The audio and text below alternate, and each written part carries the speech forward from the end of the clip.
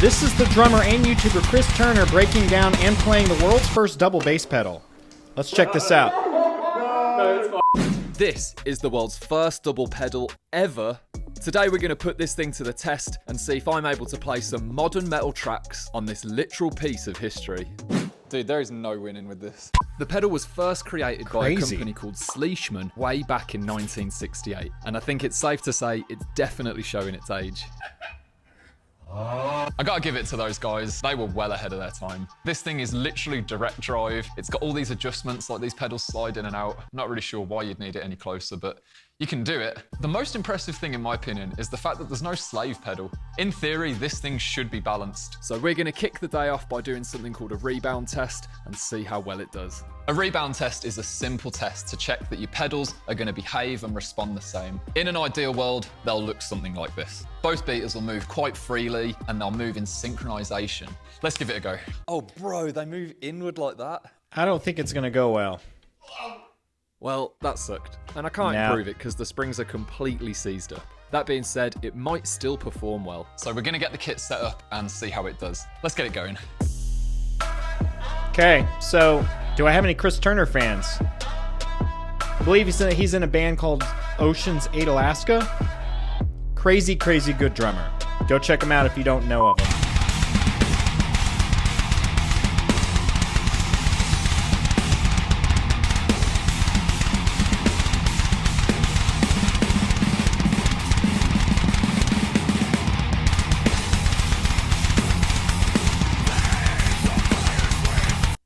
Some Bleed by Meshuggah. Look at that. Come on. Perfect, baby.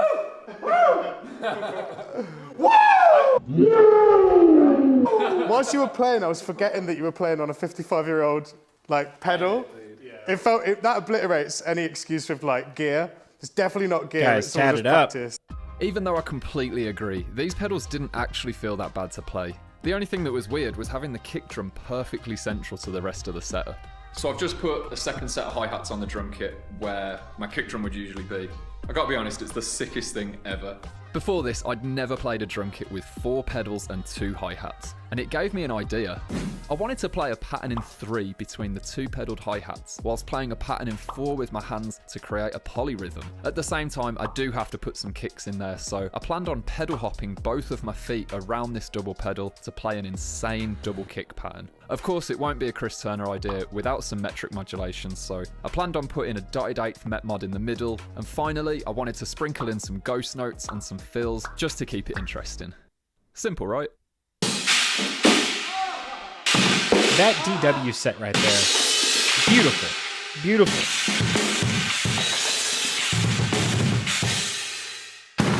His speed and technique is out of this world. Oh man, same fucking place, bro. Go check out his YouTube channel. He has so many awesome covers. It's insane. 2 hours later. Ooh.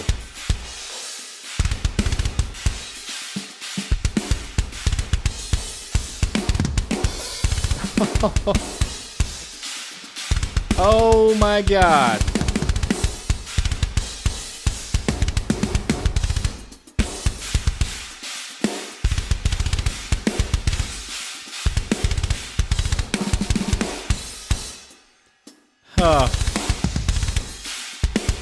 It doesn't get much faster than that. It really doesn't.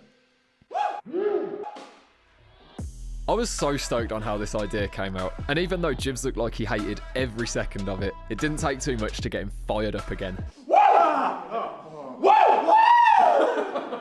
Next up, we're going to put some guitars to this idea and see how it sounds as a full production. But before that, I need to get this pedal packed away and back to the museum.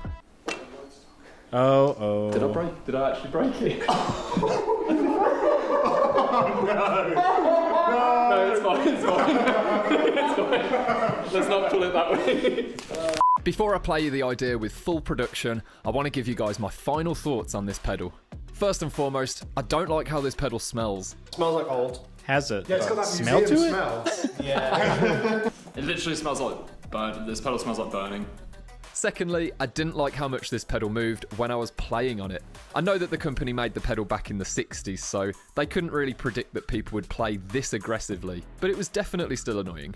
I mean, in the 60s, most people were just sitting around with a lava lamp, going to Woodstock. Bass drums, double I bass also drums, didn't love the setup. pedals I had have to come raise a my snare drum long above way. my 24-inch kick so For that I sure. could sit close enough, and then I ended up getting a ton of kick bleed in my snare bottom mic, so it definitely wasn't ideal. Feel wonky on it. That being said, this weird setup led to some of my most creative drum parts I've ever played. Who would have thought this old ass shit would like make this sort of fun? New music. Yeah, it did. That's really cool.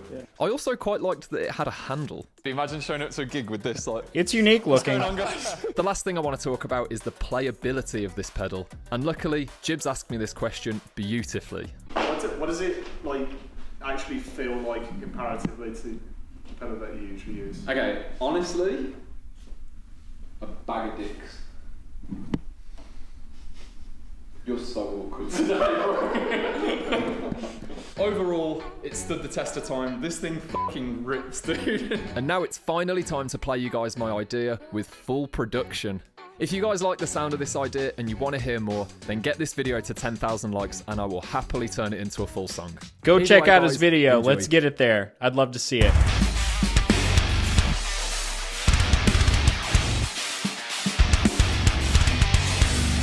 Oh, man. I want one. Where do I get one?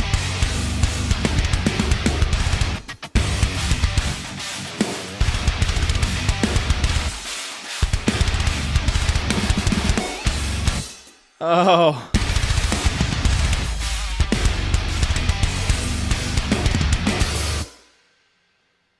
Yeah. Just absolutely amazing. Drop a comment below. Let me know your thoughts on this. Also, let me know where you're watching this from. I'd love to hear from you. Make sure to like and subscribe, and I'll see you on the next one.